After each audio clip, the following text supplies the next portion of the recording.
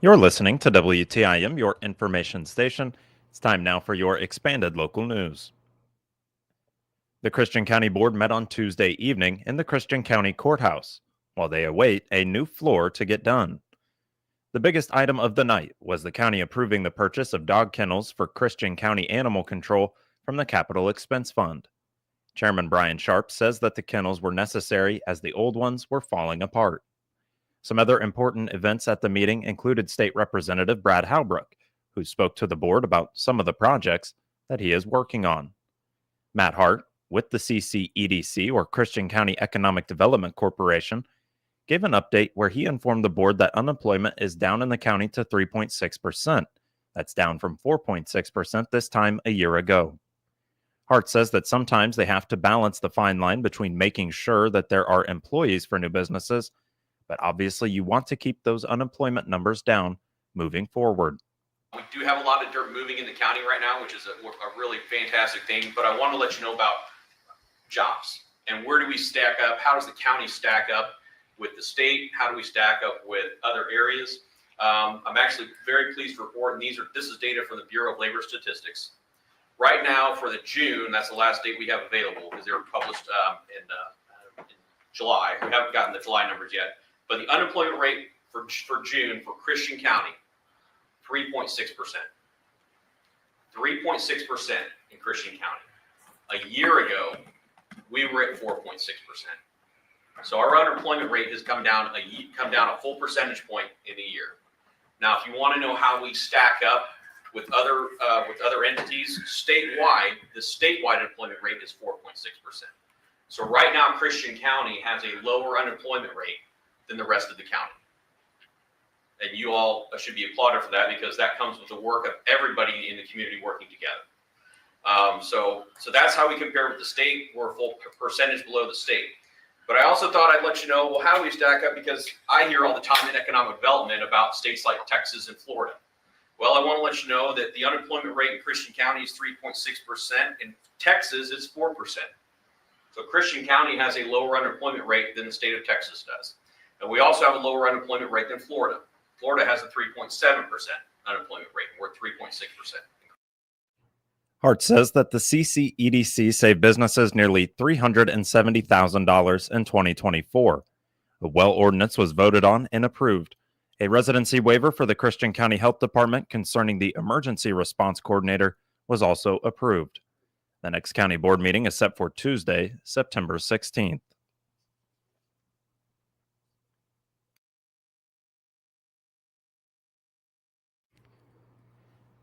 The Taylorville community had the opportunity to weigh in on proposed changes to Janes Park.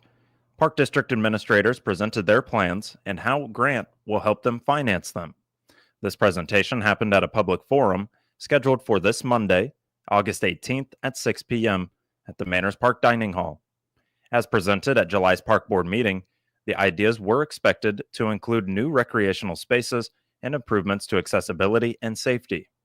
The public will be able to provide that feedback and suggestions surrounding the plans and their costs. It all comes as summer events wind down and fun fall activities will soon take effect. This forum was required by statute because of the project's use of grant money. Recreation Director Jessica Franks has taken the lead in these efforts. She says spaces for several different sports and other recreational games are part of the blueprint as of right now. We have all heard us talking about tennis, and so tennis out at Janes was always going to be a part of that, so that the 2 old courts are going to be converted into 3 full-size courts. So then that will also have pickleball, and then there's going to be half-court basketball on that.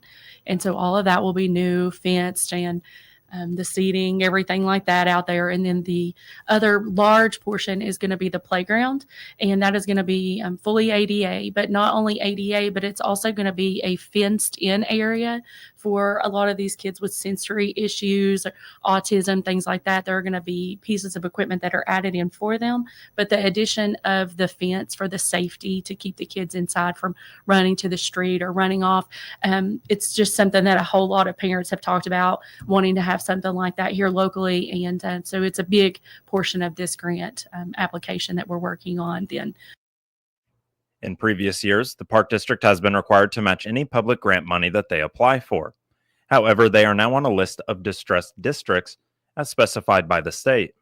Districts may be added to the list for economic reasons, such as having a sufficient percentage of residents below the poverty line, or physical ones, such as a recent natural disaster destroying property. Because of this qualification, the Taylorville Park District is now not required to match the grant. As for ongoing events, the summer concert series has come to a close. Despite that, other regular gatherings and activities are still going on. They include the senior lunch, which happens the second Thursday of every month at noon. So that starts at 12 o'clock, and anybody's welcome to attend. You don't have to bring anything with you. Some people bring a side or a dessert, but the park always supplies the main dish. So anybody is welcome. Again, that's the second Thursday of each month at 12 o'clock. And then the third Friday of every month is always the Kids Are Kids dance. And they have multiple things going on within that group right now. So you could always reach out to them if you wanted to be involved. But I'm constantly seeing their post about different practices and things they're working on for Special Olympics. And looks like they've added a new cornhole team or bags team and just stuff like that all the time going on with them. So that's awesome. And last weekend was the first JFL game that we had out at Don Bragg, and just the cars and the people, it's crazy. It's an all-day event and just hundreds of people out there watching. The Park District will soon turn its attention to fall events. They include the Falling Leaf Festival, which is entering just its second annual edition. And we had 12 vendors and one demonstration set up for that. And we are just hoping to expand on that even more. I'm working with another group here in town on adding an event to that. And we don't have all of the details ready, or I would go ahead and toss that one out too. But that is going to be on, September 27th. It's the Falling Leaf Festival, and the vendors are all set up underneath the Chautauqua building, so it's shaded, and if it's hot or raining or what have you, it'll all still work out. So I think that's a pretty fun event. It's the week before Chili Fest. So if any vendors are still, looking for something to do, maybe the weekend before that, we would love to have more people come out for it. In July, the park board approved moving small-town Taylorville's car cruises to Manners Park. Frank says car shows at the park have historically drawn large numbers, and that this move will help avoid interfering with construction on the Taylorville Square starting in spring of 2026. Yes, they did. Well, the board approved it, and so I'm assuming that the majority of the car cruisers had approved it also, but they really like the space out there, and I know when the city starts the work there on the square, they won't have anywhere, so they said they wanted to know if that would work, and we would love it. I know that the board has loved seeing all of this. I've loved seeing all of it, and the community is just nothing but positivity, and, maybe one or two negative comments about the whole entire thing was just that food trucks ran out of food. And to me, I just think that's an awesome complaint to even have, because they came, more than prepared for what they had. 2 of the 5 said they had never sold that much in one day. So it's awesome to be able to help them out like that too. But that speaks a lot for how much the events have grown in the very short amount of time we've even been doing them. More information on Taylorville Park District is available at taylorvilleparkdistrict.com. Jessica Franks appeared as a guest on the WTIM Morning Show. This will conclude the first portion of your expanded local news, and it's brought to you by Taylorville Community Credit Union. Hi, this is Will Perkins with Taylorville Community Credit Union. When you become a member of TCCU, you become an owner and have access to our great loan rates, earn great dividends on our deposit accounts, have access to our full range of financial products, and will receive personal attention from people you know. Membership is open to anyone who lives or works in Christian, Montgomery, and Shelby County. We are conveniently located in Taylorville, Hillsboro, Litchfield, and Pana. You can also visit us online at www.tccu.org. Come join us. You'll wonder why you waited. Member NCUA. The Taylorville Kiwanis Club heard from 2 of the leaders at the University of Illinois Christian County's Taylorville office at their Tuesday noon meeting at the Moose Lodge. Sarah Martin, County Director, and Cassie O'Donnell, Marketing and Communications Program Coordinator, spoke to Kiwanis members about what they called the best-kept secret in the area. Martin shared that county extension offices were established by the University of Illinois over 100 years ago, and with the reorganization over 10 years ago now, staff serves Christian and several other counties. She added that their office focuses on 4 program areas, those being 4 H and youth development for ages 5 through 18, horticulture and agriculture, nutrition and wellness, and community and economic development. Martin told the group Christian County 4 H numbers are currently steady. Members are about 120. The clubs are always an interesting answer. I can tell you the number we have on paper and then the number that are active. Yeah, I understand. There's probably 7 clubs, 3 or 4 of them are probably pretty active. Okay.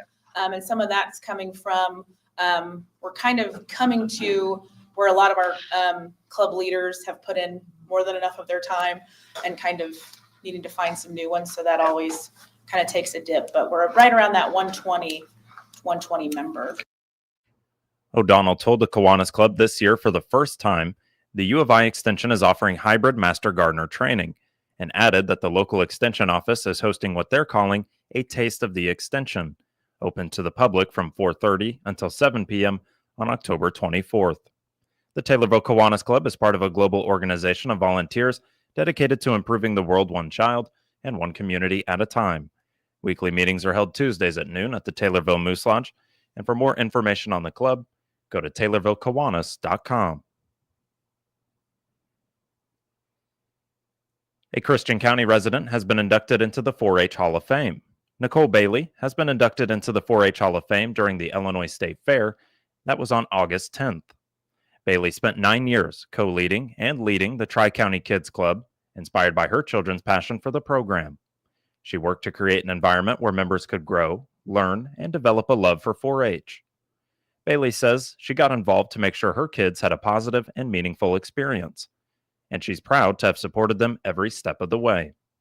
The University of Illinois Extension says volunteers like Bailey make it possible for 4-H to continue offering opportunities for young people in the community. For more information on joining 4-H in Christian County, contact the Extension office at 217-287-7246.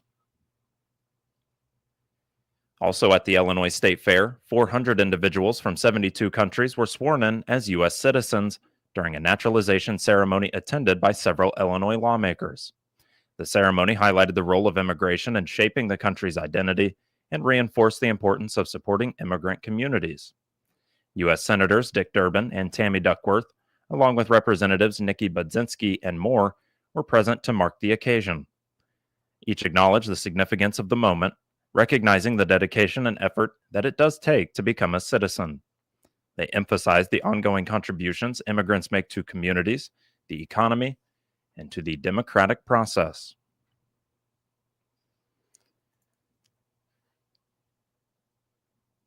Here's an update on the Illinois soybean crop, as presented by Abigail Peterson, who serves as Director of Agronomy for the Illinois Soybean Association.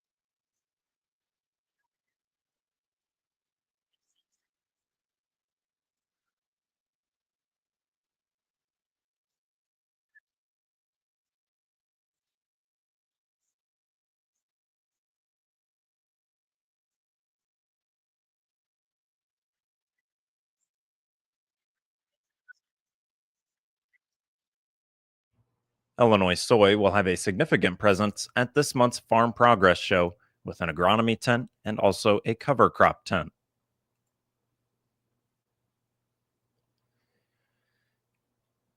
Recent overnight heat causing some concern for the corn crop. Matt Ehlers farms in eastern Illinois and talks more about that overnight heat.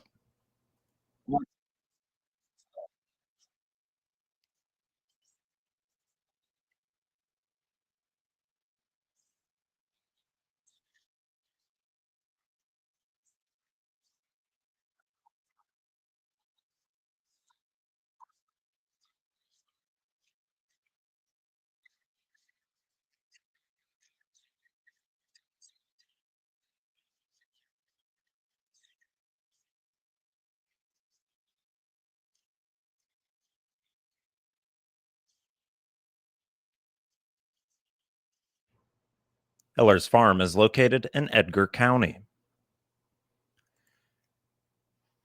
They call it the Magi Show, or the Midwest Ag Industries Exposition, hosted by the Illinois Fertilizer and Chemical Association. It's happening as of today and Thursday, August 20th and 21st at the McLean County Fairgrounds in Bloomington. Here's an update from the IFCA's KJ Johnson.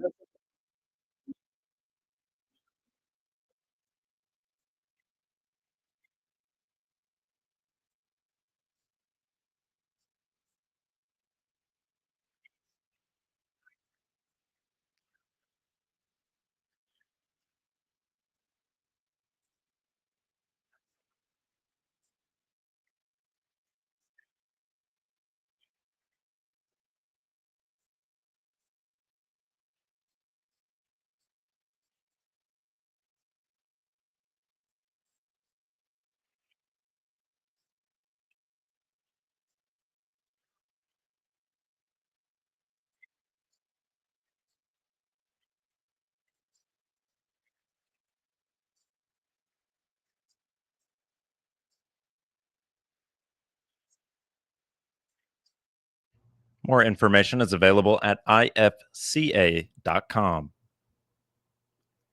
This will conclude the second portion of your expanded local news, and it's brought to you by CNB Bank and Trust.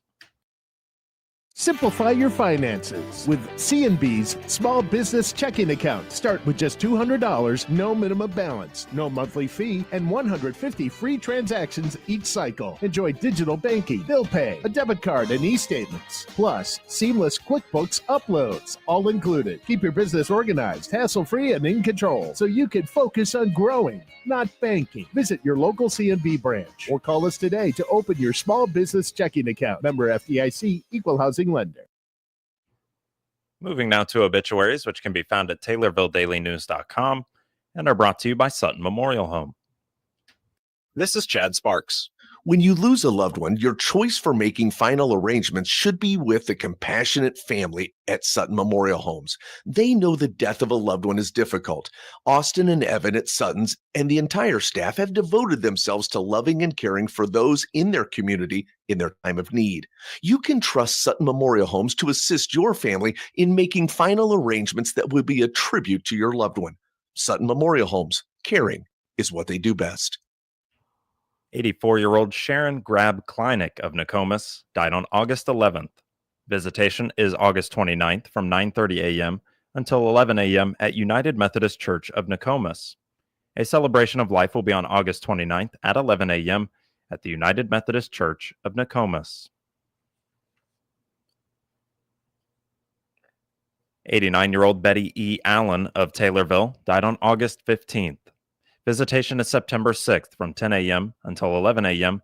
at McClure Funeral Home in Taylorville. Memorial service will be September 6th at 11 a.m. at McClure Funeral Home in Taylorville. Interment will take place at Oak Hill Cemetery. Cremation rights have been accorded, and funeral arrangements are being handled by McClure Funeral Home in Taylorville. Alberta Marie Lanzotti DiPietro of Taylorville died on August 17th. Visitation is August 23rd from 10 a.m. until 11 a.m.